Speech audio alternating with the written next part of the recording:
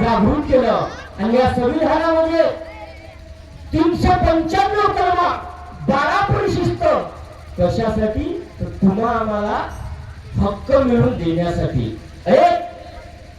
12 तासाचं काम 8 तासावर आणलं. कोणा आणलं? ताकद आहे भारतीय संविधानाची. तुम्हा आम्हाला हक्क मिळवून दिलं. हे कोण मिळवून दिलं? पहिले तर महिला बोलायच्या नाही, पण महिलाला इथं जाग्यावर बसवलं. कोण? डॉक्टर बाबासाहेब आंबेडकर.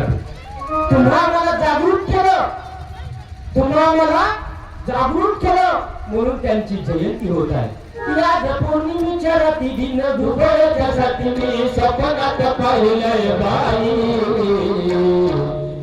बाजार दिलीप भाषण देई, बाजार दिलीप भाषण देई.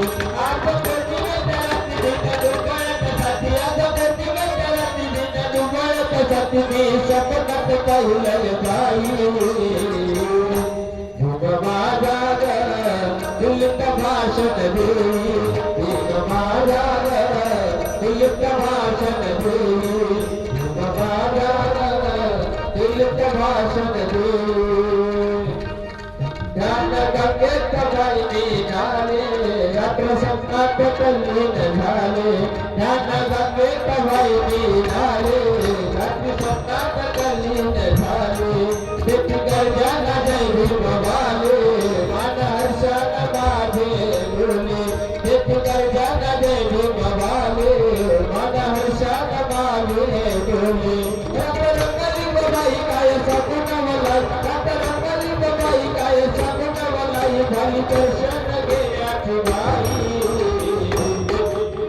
बाजार दिलीप भाषण दे, बाजार भाषण दे, बाजार दिलीप भाषण दे.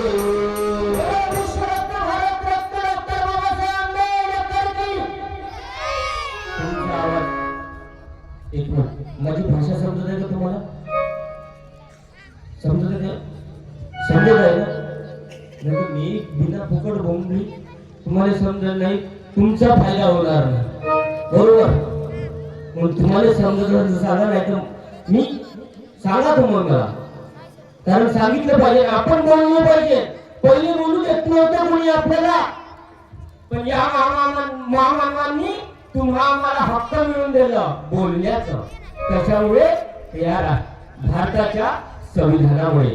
अरे डॉक्टर बाबासाहेब आंबेडकरांनी जसं भारत देश चालवण्यासाठी संविधान लिहून काढलं, तसंच राष्ट्रसंत तुकडोजी महाराजांनी लिहिलेली ग्रामगीता ही मानवी जीवनाचं एक संविधान आहे. ही ताकद तुम्हा आम्हाला मिळून दिली म्हणजे संतांनी. कारण है संत दुनिया में जगे तब ही दुनिया खड़ी रही, तब ही दुनिया खड़ी रही.